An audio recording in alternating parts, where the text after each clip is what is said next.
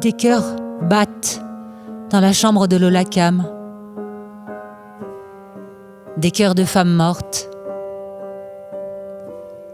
Le premier est de satin bleu.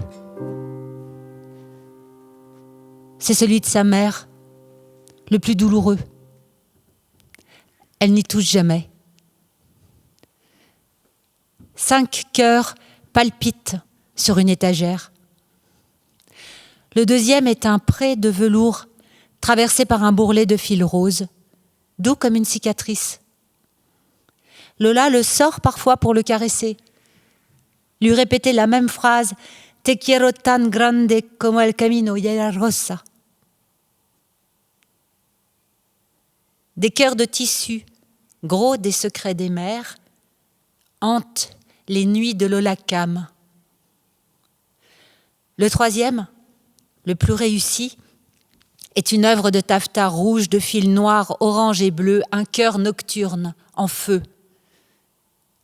Entre 2 chansons en espagnol, sa grand-mère, Yaya Rosa, lui a parfois parlé de la folle beauté de son pays perdu, des nuits embrasées de la San Juan et de sa longue marche sous le soleil vers le nord. Mais l'histoire tournait court. Son français était maladroit, les mots lui manquaient et elle était si mauvaise conteuse que sa petite fille ne l'écoutait qu'à peine. Les cœurs sont rangés les uns contre les autres, enfermés dans l'armoire à 3 battants de Lola entre le côté droit, réservé aux habits d'été, et celui de gauche, plein des habits d'hiver. La blancheur de l'un du 4e cœur est ligotée par une tige de rose dessinée à l'aiguille. Lola ne sait rien de la femme qui l'a brodé et c'est celui qu'elle préfère. Petite, elle le volait pour le renifler. Il est rêche et elle lui a toujours trouvé un parfum familier, un parfum d'enfance et de jardin. Plusieurs fois, elle s'est endormie, tenant ce cœur-là serré contre son cœur, sans savoir lequel des deux battait dans son sommeil. Des cœurs interdits reposent derrière la porte-miroir. Des coussins en forme de cœur, dans lesquels les aïeuls, sentant leur faim venir, ont glissé des dizaines de bouts de papier pliés où sont écrits leurs inavouables secrets. Chacune a bourré son petit ballot personnel de mots avant de le refermer à l'aiguille et de mourir légère. Le plus ancien des cœurs est taillé dans une robe noire à paillettes, mais ça, Lola l'ignore. Il est tellement usé qu'on a du mal à discerner le motif brodé en son centre. Le tissu, réduit par endroits à sa trame, laisse voir les morceaux de papier qu'il contient. Des cœurs de femmes battent dans la vieille armoire de Lola.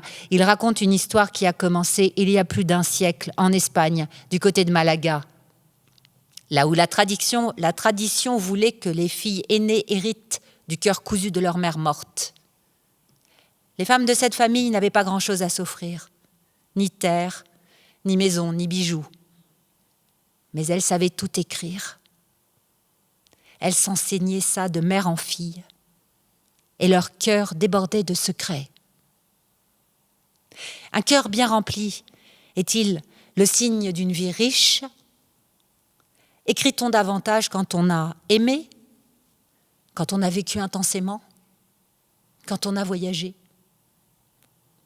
C'est étrange de savoir ces cœurs tranquilles au fond d'une armoire bretonne, inviolés, pleins de vie émiettée. Des cœurs déplacés, exilés, défendus par un dérisoire verrou de fil. Des cœurs où nul n'est allé fourrer son nez, car on dit que le cœur d'une mère ne doit pas être ouvert, sinon malédiction. Par superstition ou par respect, les Espagnols se plient à cet interdit et les cœurs ne sont jamais forcés. Parfois, Lola les entend s'emballer, enfermés dans leur armoire, s'emballer comme des petits cadavres de chevaux fous ou des fantômes de tissu furieux de voir leur bouche cousue à jamais. Comment ne pas répondre à leur appel muet? Lola se demande si elle est faite de cette histoire familiale qu'ils contiennent et qu'elle ignore, si le sang des fables coule de génération en génération, s'il nous irrigue de terreurs fauves et de peines qui ne nous appartiennent pas mais agitent nos profondeurs? Sommes-nous écrits par ceux qui nous ont précédés? Il faudrait ouvrir ses cœurs pour le savoir.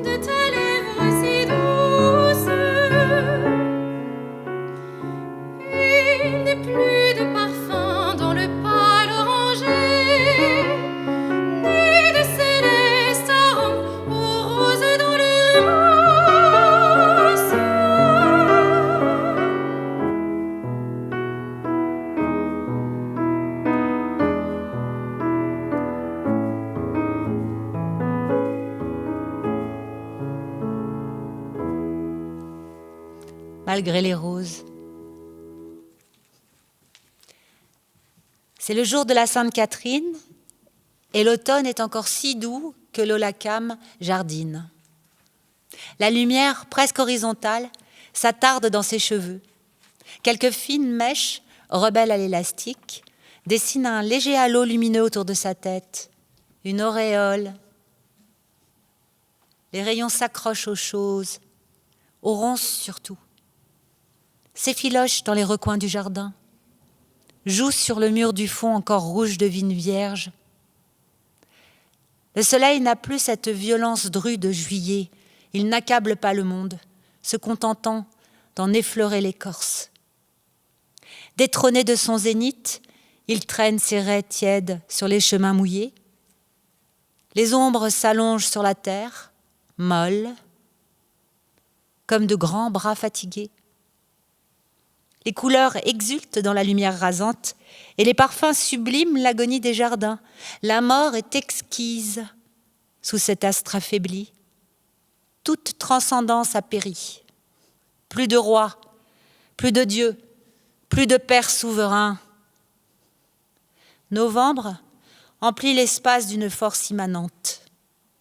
Les éléments s'enlacent, rien ne se contredit, la terre se fait boue, le ciel s'affaisse, les arbres flambent, les clochers s'embrument. Les contours s'estompent, les choses s'en mêlent, lascives, débordées par leurs ombres. L'être a tendance à se noyer dans ce qui l'entoure. Lola elle-même se relâche enfin. Elle s'abandonne à la beauté des roses les plus tardives. Elle est un peu dans tout, et ce tout est splendide. Elle goûte son dernier dimanche de l'année au jardin. Demain, ce soir peut-être. Le temps tournera, elle le sait. Son potager n'a plus besoin d'elle. Elle se contente de bouturer son cassissier, de borner la part laissée aux ronces et de planter, pour le plaisir, et avec humilité puisque tout prend racine. Quel bonheur d'être au monde! Dans son portefeuille, Lola garde en permanence des photos de ses légumes et de ses fleurs. Elle se réjouit d'être heureuse, une sorte de joie au carré. Heureuse! Elle contemple son coin de paradis avant la nuit qui vient si vite désormais, quand un chatouillis de rien du tout lui court soudain dans la nuque, un filet d'air glacial. Elle se redresse en frissonnant et se tourne vers le mur du fond du jardin, ce mur très haut et très épais qui la sépare du cimetière.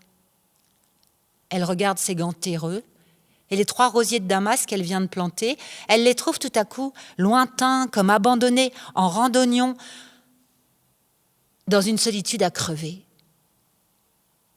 Heureuse?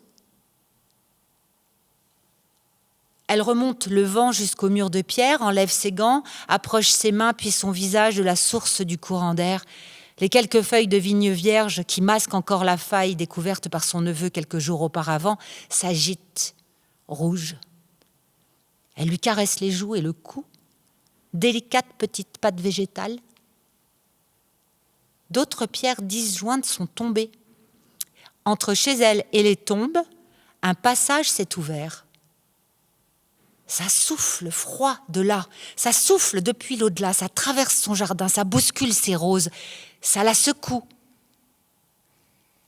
À 2 ou 3 exceptions près, elle ne connaît ses voisins les morts que par ouï-dire, ils sont tranquilles et silencieux.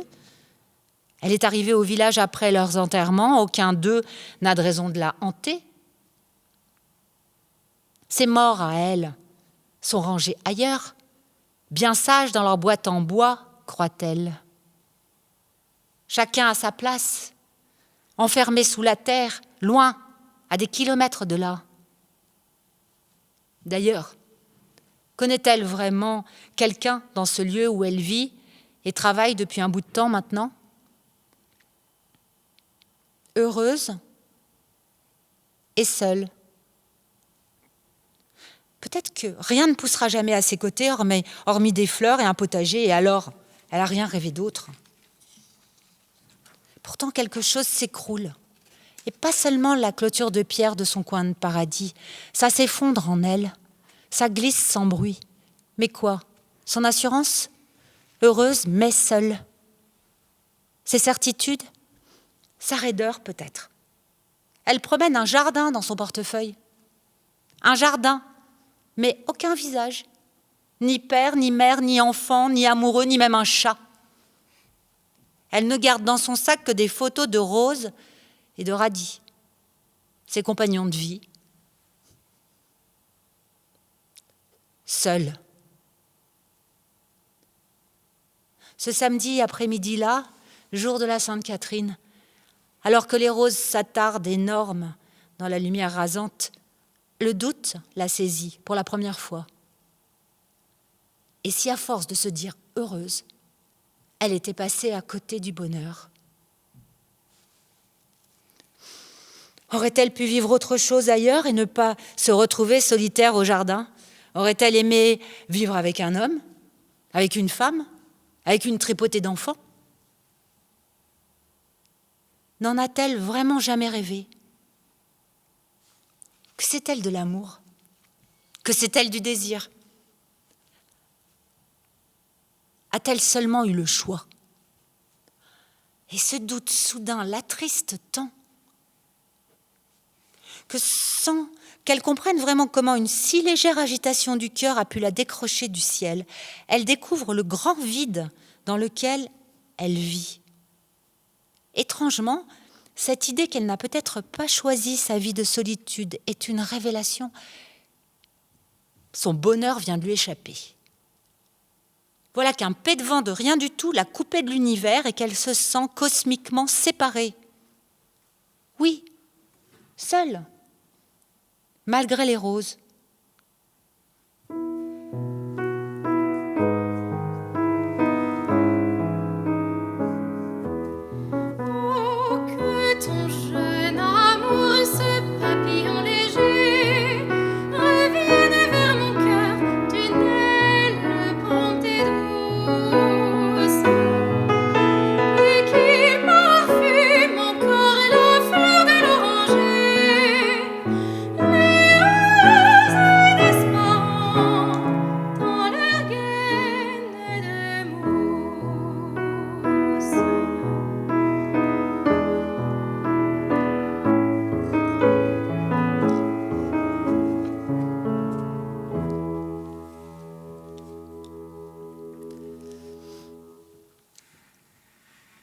En 2009, j'ai vécu quelques mois en Haute-Bretagne pour tenter d'y écrire mon deuxième roman, Un barbe bleue contemporain. J'avais décidé de situer mon histoire dans un décor réel, à proximité d'une forêt. J'étais persuadée qu'il me fallait écrire les pieds dans la terre, créer d'après nature, et surtout quitter Paris. J'ai longtemps cherché le lieu idéal où campaient mes personnages. J'ai visité des bourgs du côté de chez mon frère, feuilleté des guides touristiques, regardé des documentaires, avant de découvrir par hasard, en errant sur Internet, la photographie d'un village de Bretagne en bordure de bois. Cette carte postale, ancienne, a immédiatement exercé sur moi une étrange fascination. Au centre de l'image, sur la route en terre entre l'église et le bureau de poste, une silhouette de femme s'éloignait, seule, dans la grisaille. Pourquoi ai-je alors pensé que cette femme-là boitait ? En y réfléchissant, je me trouve quantité de raisons. C'est un lieu commun, les Bretonnes boitent, oui. C'est bien connu, même immobile, même morte depuis 100 ans, elle boite. Bretonne. Le mot lui-même est une boiterie. À l'oreille, les Normandes sont plus alanguies et les Parisiennes trottent. Certes, mais cette femme-là n'avait rien d'une bigoudaine et je ne suis pas certaine d'avoir su qu'elle était bretonne avant de l'avoir imaginée boiteuse. Et même si c'était le cas, cela n'expliquerait pas pourquoi j'ai soudain eu envie de suivre cette boiteuse-là. Oui, la question m'a longtemps hantée. Pourquoi ai-je tant désiré entrer dans cette photo ? J'étais enchantée à l'idée de m'installer dans ce cadre. Et pas seulement sur le plan romanesque, j'étais impatiente d'y débarquer pour de vrai, avec mes bagages. Je trouvais magique et inspirant que ce lieu m'appelle, car il m'appelait. Ou plus exactement, cette femme, en longue jupe sombre, cette passante d'un autre temps m'appelait. J'ai relevé le nom du lieu et décidé d'emménager là, sur cette terre en noir et blanc, en pays gallo, dans ce village de Trébuaille, dont je ne savais rien encore que cette photographie datant de presque un siècle. Trébuaille comptait alors plus de 700 âmes, un relais château, un bar tabac, un cimetière, une église du XVe siècle, et juste en face, un bureau de poste, tenu par Lola Cam. Dès que j'ai croisé Lola, j'ai compris que Barbe Bleue attendrait. J'ai loué un petit chalet au fond du parc d'une adorable veuve. J'y suis arrivée à la veille du printemps, sans mesurer l'influence qu'une saison pourrait avoir sur mon écriture. Durant mon séjour à Trébuaille, j'ai beaucoup rêvé, beaucoup écrit, pour finalement ne rien achever, ni mon Barbe Bleue, à peine entamé, ni ce roman sur Lola, que je tente de reprendre aujourd'hui. De retour à Paris, j'ai préféré tout mettre de côté et imaginer les murmures d'une jeune recluse au XIIe siècle. Cette escale dans ma vie m'avait troublée. L'histoire de Lola était à la fois trop belle pour que je ne m'en empare pas et trop proche pour devenir aussitôt matière à fable. J'ai laissé reposer les mots, les morts, les roses, les cœurs des mères. J'ai refermé la grande armoire de noces, oui. J'ai tout caché derrière un rideau de ronces. J'ai endormi Lola, je l'ai enterrée au fond de mes tiroirs. Mais son histoire n'a jamais cessé de me hanter.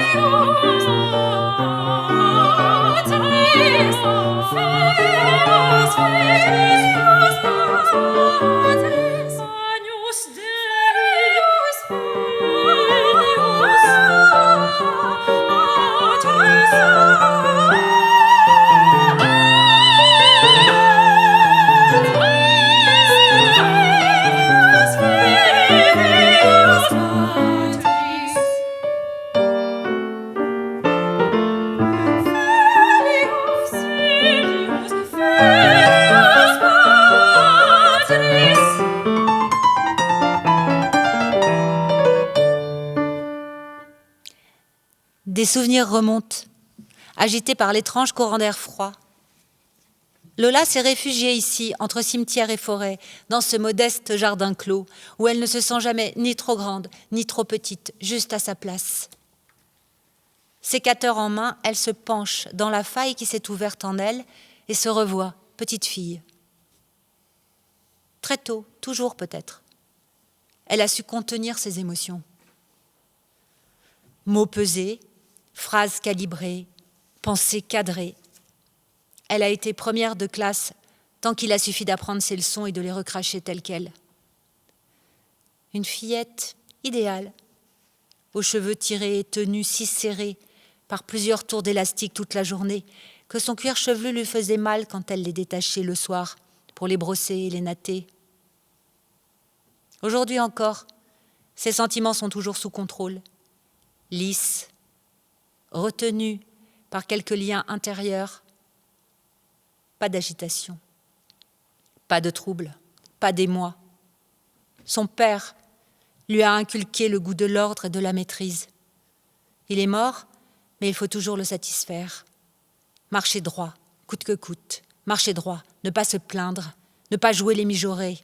Marcher droit, ne pas faire sa midinette, espérer lui plaire. Elle est restée cet enfant sage, tiré à 4 épingles. Cet enfant qu'un mot a durci, passé au feu. Un mot projectile, lancé par son père dans un drôle de sourire. Comme une insulte, une méchante plaisanterie ou un caillou. Répété à tout bout de champ, jusqu'à devenir obsédant. Un mot, crié à ses oreilles dans la cour de récréation. Un mot, lu sur les lèvres des garçons dans les bals de village entre 2 sourires gras. Un mot murmuré derrière elle dans les couloirs de la fac, et plus tard dans le métro parisien. Un mot, contre lequel elle s'est battue, en vain. Un mot enquisté en elle, accroché à ses pas, comme une ombre. Elle avance dans sa vie d'adulte, comme elle l'a fait chaque matin sur le chemin de l'école, le regard tourné vers l'intérieur, protégée par des paravents de papier, sans rien voir que les pages de ses cahiers qu'elle continuait de parcourir dans sa tête, jusqu'à ce qu'elle entre en classe, que la maîtresse autorise les élèves à s'asseoir et que le cours commence. Elle avance, sans prêter attention au monde alentour, pour tenter de ne pas entendre le mot qui, né sur les lèvres de son père, résonne sur les pavés, bruisse entre les branches des platanes sur le bord des routes, court les champs et se répand, sans doute, au-delà, jusqu'à l'océan. Ce mot que les vagues se répètent en se jetant sur le sable. Et tout cela lui sonne si fort dans le crâne qu'il vaut mieux se réfugier en dedans de soi, le plus profondément possible. Seule. Dans son dos, ses 3 petites sœurs, la bleue, la rouge et la jaune, se disputent, chahutent, chantent. Tandis que dans sa robe verte, Lola avance sans se retourner, clopin-clopant, avec ce déhanché caractéristique. Bascule, coup d'épaule, bascule. Cette démarche douloureuse qu'il a si longtemps réduite à ce mot, boiteuse.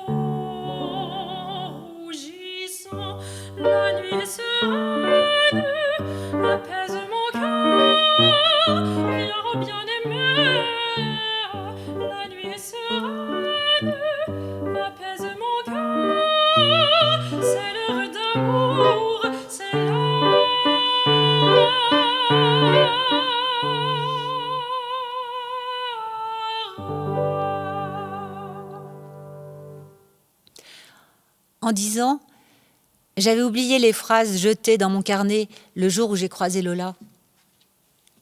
En les redécouvrant aujourd'hui, il me semble qu'elles ont poussé en mon absence, comme du chien-dent, que le livre a continué à s'inventer sans moi. Dans le silence de mes cahiers, un monde a germé, qui ressemble plus ou moins au nôtre, un monde fait de briques et de brocs. Mon héroïne s'y niche entre les lignes, et peu importe si juste de tiges de ronces pour dire les liens profonds qui la ligotent, d'un peu de suie pour dessiner ses yeux, de morceaux de ferraille pour lui bricoler un corps, ronces, suie et ferraille, s'animent aussi bien que de la peau et des os. Tout est bon pour bricoler les habitants de ce monde-là.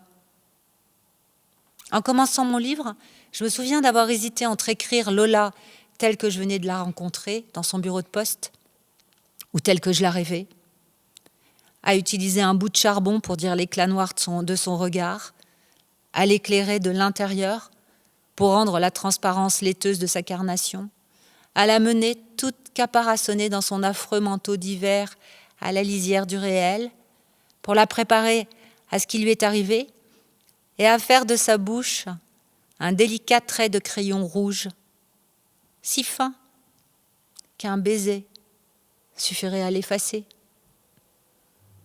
J'ai hésité. J'ai hésité car Lola existe, bel et bien, et que je ne veux pas la blesser en me situant trop près ou trop loin de sa réalité. C'est cette peur d'être ou de ne pas être fidèle qui me retient depuis si longtemps et m'empêche encore de publier cette aventure. Mais j'ai tort, car finalement tout cela n'est que du roman. La réalité comme le reste, tout tourne aussitôt à la fiction sous cette étiquette-là. Amalgame de mots et de matière, Lola, devenue personnage, se lèvera dans l'esprit du lecteur à l'image de qui il voudra. De sa sœur, de son amie, de sa cousine. Nous faisons nos choix en lisant. Lola sera un bouquet, composé à partir de quelques mots écrits et de vos propres souvenirs, de vos matériaux intimes. Elle sera notre œuvre commune, notre enfant, conçu dans le mi-temps du livre où nous dormons ensemble, lecteur et auteur, mêlés dans un même nid de ronces.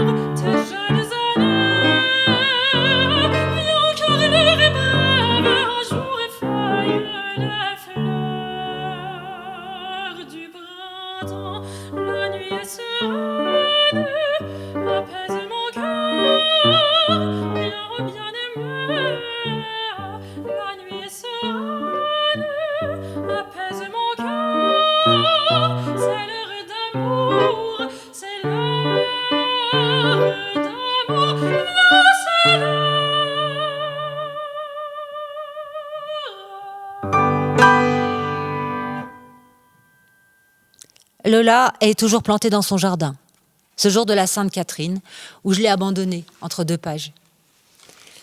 En s'intensifiant, le vent venu des tombes éparpille les feuilles ocre et lui souffle des questions inquiétantes à l'oreille.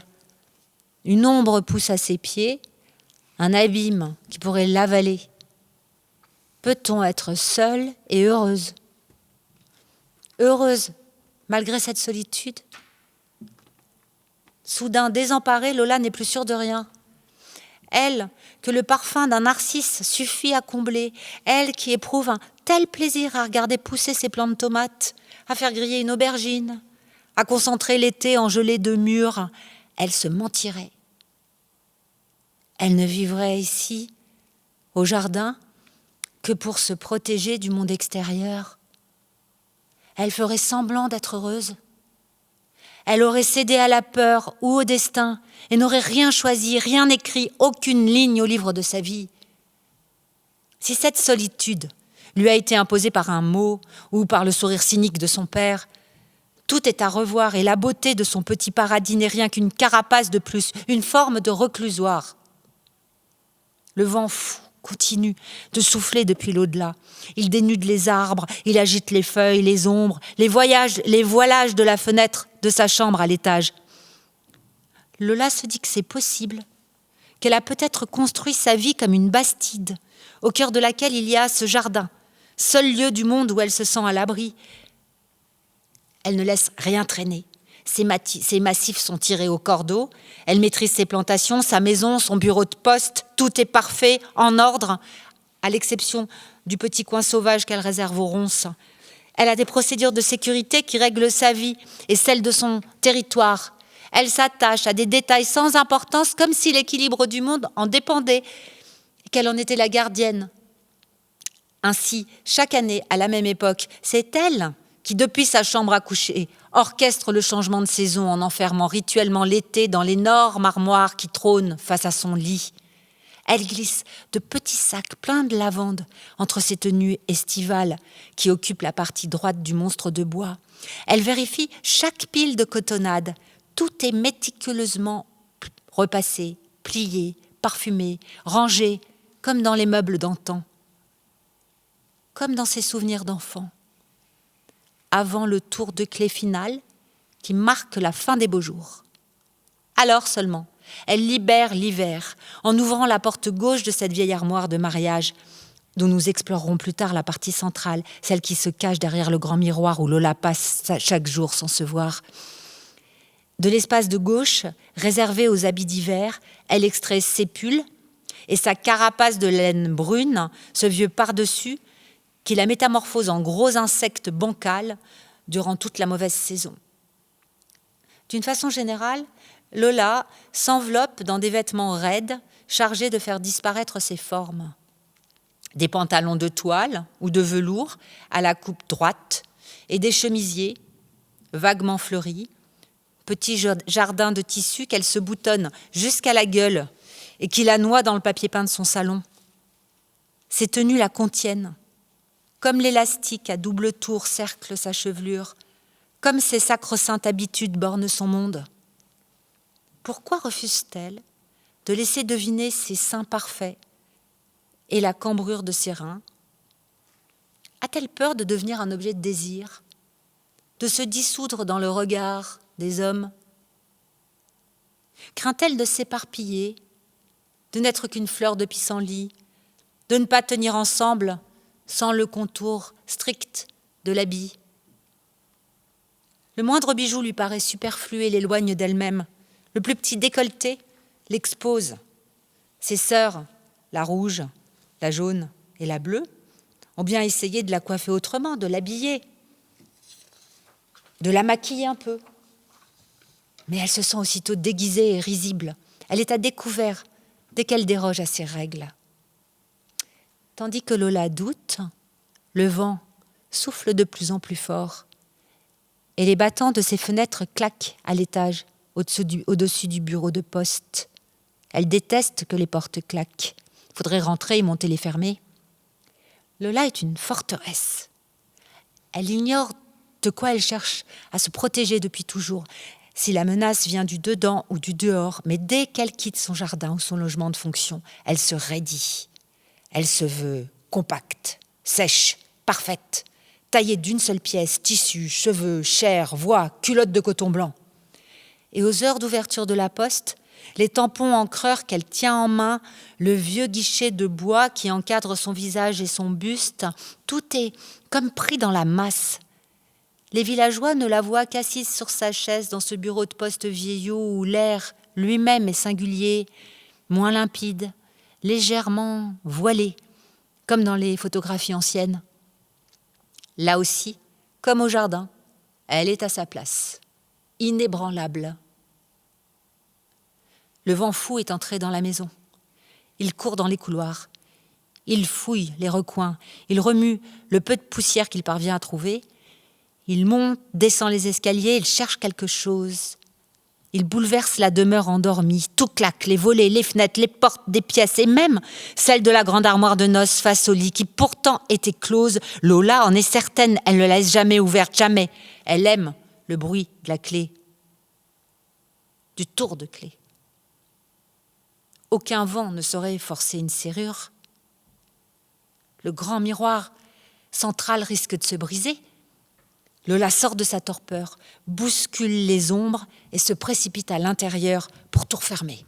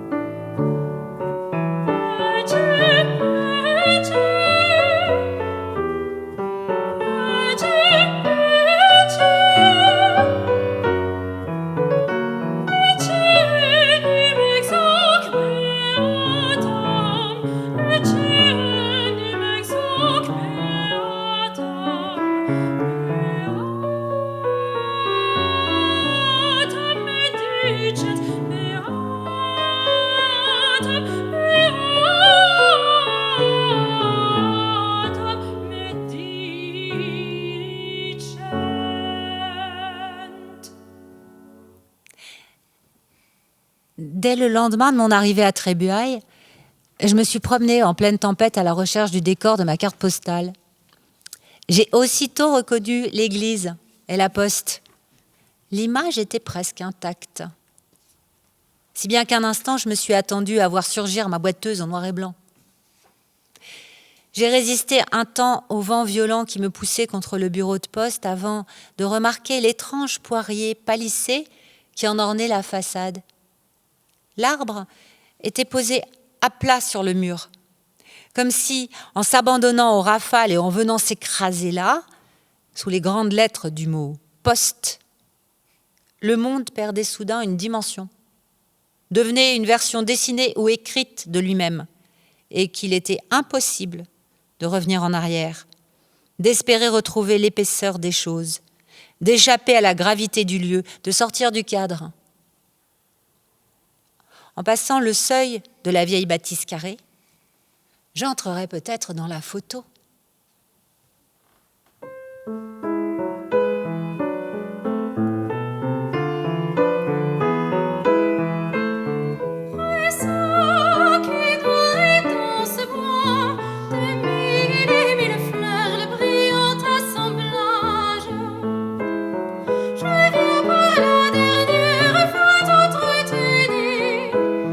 T'entretenir de mon volage.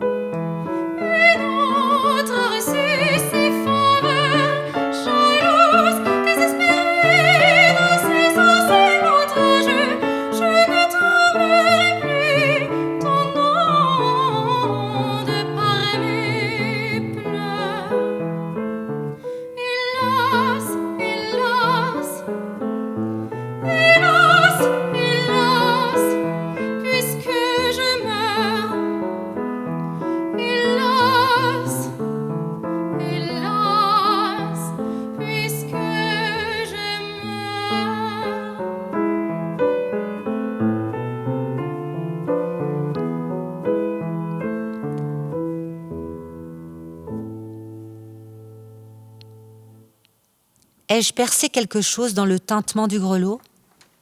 Une enveloppe, une membrane protectrice. Je referme au plus vite la porte derrière moi, repoussant de tout mon poids le grand vent au dehors. Je sens que je pénètre dans une fable, que le courant d'air de mon entrée a agité quelques secondes, mais qui décante déjà. Luminosité, température, couleur sont temporellement différentes. L'odeur elle-même est insolite. Un parfum fané, un mélange d'eau de Cologne, de talc, de lac, de produits ménagers, de madeleine, de papier, d'encre et de poussière. Ce bureau pourrait faire office de musée de la Poste. J'ai voyagé dans le temps. Dans la grande pièce au sol carrelé, des chaises dépareillées sont disposées le long des murs grisâtres. Les yeux des femmes assises là sont tous braqués sur moi. Brillants dans l'ombre, ils me dévisagent en silence. Je les salue et ils se détournent aussitôt, regagnent leur pénombre comme des bestioles. Le plafonnier verse sur les choses une lumière terne et tremblante. Seul le double cliquetis de l'horloge murale et des aiguilles à tricoter des dames perce le silence dans une agitation désaccordée. La postière, assise derrière son guichet, est concentrée sur son écran qui éclaire son beau visage lisse et sérieux. Qu'est-ce que je fais là? Je peux acheter des timbres? C'est toujours utile. J'attends mon tour. Une vieille dame noire vêtue d'une blouse rose me sourit gentiment et m'invite à prendre place à côté d'elle en tapotant du plat de sa main craquelée l'assise d'un tabouret. J'hésite. Il fait bon, mais au train où vont les choses, ça va prendre des heures. Pour ne pas décevoir la dame en rose, je m'assois, tout en maudissant cette politesse qui me perdra. Me voilà installée dans un silence épais, plein de cliquetis. Et j'ai même pas un bouquin dans mon sac et j'ai oublié mon portable. Contre toute attente, la postière me fait signe de m'avancer. Gênée, je regarde toutes les dames arrivées avant moi. L'une d'elles balaie mes doutes d'un geste de la main. Ne vous souciez pas de nous, on fait partie des meubles.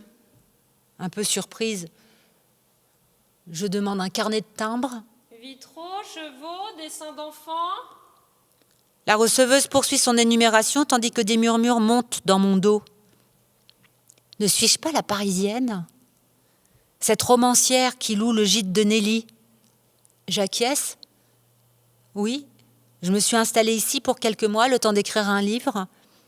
Les regards changent aussitôt. Un livre? Qu'est-ce que vous écrivez de beau? Des romans d'amour?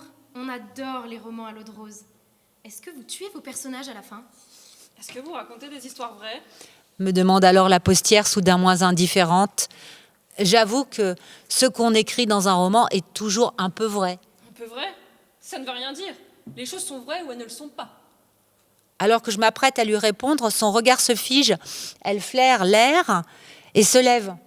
Excusez-moi un instant, mon déjeuner brûle. Je l'observe s'éloigner de l'autre côté du guichet vers la porte du fond qui donne sur son logement de fonction. Je suis saisie par sa démarche. Cette femme boite. J'ai trouvé ma passante en noir et blanc. Le vent m'a menée jusqu'à elle.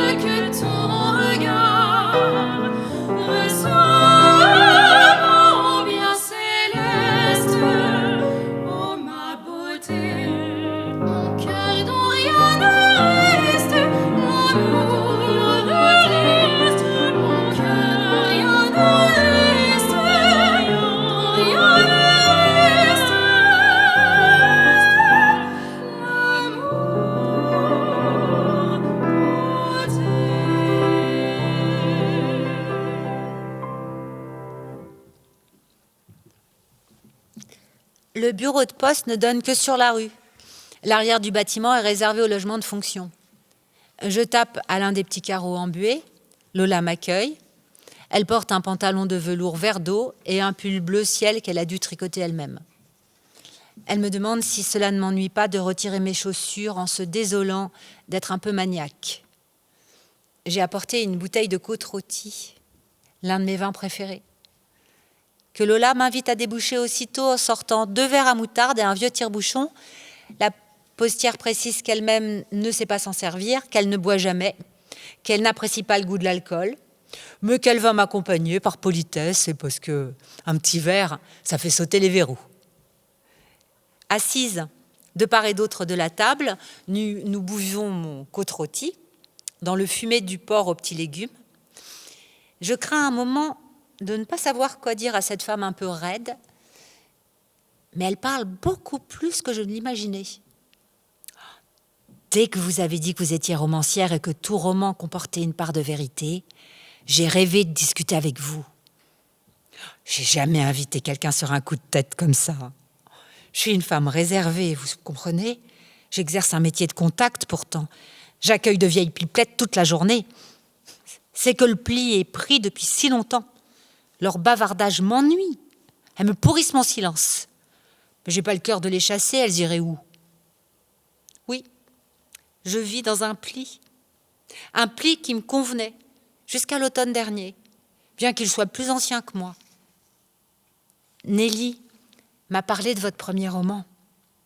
J'irai l'acheter en ville dès que possible, même si des romans, j'en lis jamais. Le cœur cousu. Quel beau titre. Il n'est pas de moi. C'est une idée de mon éditeur. Avec un nom comme le vôtre, vous connaissez la tradition espagnole des cœurs cousus, j'imagine. Une tradition ? Non. J'en ai jamais entendu parler, et mon éditeur non plus, sinon il m'en aurait touché un mot pour me convaincre. Parce que, contrairement à vous, j'ai eu du mal à accepter ce titre. Il me faisait penser à une copine qui met des petits cœurs partout. Mais comme des amis imaginaient plutôt un truc chirurgical et même gore, ça m'a consolée. Alors je vous explique. Dans la région où sont nés mes aïeuls, quand les vieilles femmes sentent la mort venir, elles brodent un coussin en forme de cœur, qu'elles bourrent de bouts de papier, sur lesquels sont écrits leurs secrets. La famille fait mine de ne pas les voir, tandis qu'elle s'applique à l'ouvrage. Et quand tout est confessé, elles ferment le cœur à l'aiguille et à leur mort, leur fille aînée en hérite avec l'interdiction absolue de l'ouvrir. Et s'il n'y a que des garçons, le fils aîné s'en charge. Mais un fils ne doit pas garder le cœur de sa mère. Il le confie à sa femme ou à sa fille. Les belles filles l'ouvrent. Oh, mais bien sûr que non. On ne plaisante pas avec ce genre de choses en Espagne. Et une bru ne fouille pas dans les secrets de sa belle-mère. Même si elle l'a détestée. Si elle l'a détestée, elle jette son cœur au feu. Non. Mais qu'est-ce qu'on risque à ouvrir un cœur ? Personne n'a envie de commettre un tel sacrilège. C'est de cela dont je veux vous parler justement. Ma grand-mère est venue d'Espagne pendant la guerre civile et votre titre porte une part de son histoire. J'ai transporté mon héritage dans ce pli. Je vais vous montrer. Vous savez, d'habitude, je ne dis pas grand-chose. Et là, avec vous, il faut que je vous raconte. J'en ai même pas parlé à mes sœurs encore. Je comptais le faire à Noël. Mais elles ont tellement ri quand je leur ai confié mon désir d'enfant que je me suis tue. Ensuite, elles ont discuté entre elles, j'ai plus ouvert la bouche. Moi qui parle si peu, j'avais lâché 3 mots, 3 malheureux mots sans vraiment y réfléchir. Elles sont montées sur leurs grands chevaux, elles m'ont demandé si je pouvais pas me contenter de mes neveux. Fallait faire les choses dans l'ordre, que je me trouve un mari d'abord. Elles riaient, elles faisaient les questions, les réponses. L'adoption, non, c'était pas envisageable. Elles trouvaient cruel d'élever un enfant en le privant d'un père. Quand on pense au père que nous avons eu toutes les 4, franchement, pardonnez-moi, je m'égare. Ça me fait du bien de vous dire ce que j'ai sur le cœur. C'est fou comme on nous coince dans un rôle. J'ai compris ça ce soir de Noël. Pour mes sœurs, je suis une sorte de vieille fille rigide, qui dit rien, mais qui n'en pense pas moins. la sévère qui juge en silence. Et là, je ne correspondais plus à ce qu'elles imaginaient. Je sortais de mon rôle. Je les écoutais et j'avais envie de leur hurler que non, j'étais pas du tout la femme qu'elles croyaient. Si je ne parle pas, c'est que les mots se coincent dans ma gorge depuis toujours. Et mon sérieux, mais c'est qu'une façon de me protéger. De quoi ? C'est le cœur du problème, justement. Aujourd'hui, les mots sortent, j'en ai pas l'habitude, alors je m'en mêle. Je parle jamais autant, je sais même plus où j'en suis dans tout ce que je vous raconte. Ne dites rien. Ne dites rien, s'il vous plaît, je suis lancée et je voudrais pas m'interrompre. J'aurais trop peur de perdre mon élan et de me taire de nouveau. Si quelque chose s'est déchiré en moi, autant que ça sorte. Donc, ce soir-là, le soir de Noël, mes sœurs m'ont sermonné, je devais penser à l'enfant, pas à moi. C'était sans doute une erreur de m'imaginer mère. Mais quand elles ont ajouté qu'un gamin s'ennuierait à mourir tout seul avec moi, elles m'ont blessée. C'est bien que pour la première fois, j'ai refusé de m'occuper de leur portée pendant les vacances de Pâques. J'avais déjà pris Tom, mon neveu préféré, à la Toussaint. Non, mais c'est pendant cette semaine-là, justement, que tout a commencé. Tom a repéré une faille dans le mur au fond du jardin. Il m'a demandé ce qu'il y avait de l'autre côté. Je lui ai dit que c'était un cimetière. Et comme il n'avait pas l'air de saisir, j'ai précisé qu'un cimetière, c'était l'endroit où l'on mettait les morts.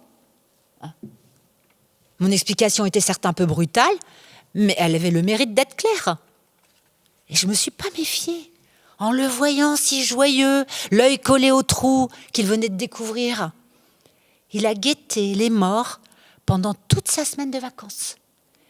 Et je n'ai compris ce qu'il faisait que le jour de son départ quand il m'a dit « Regarde, Tata, les morts, ils se promènent. » Ça m'a fendu le cœur. Mais il fallait lui avouer la vérité. Il fallait lui dire.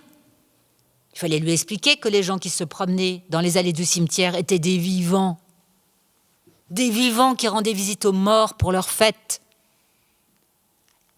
Il n'a pas été déçu. Au contraire, il est reparti vers le mur, ravi.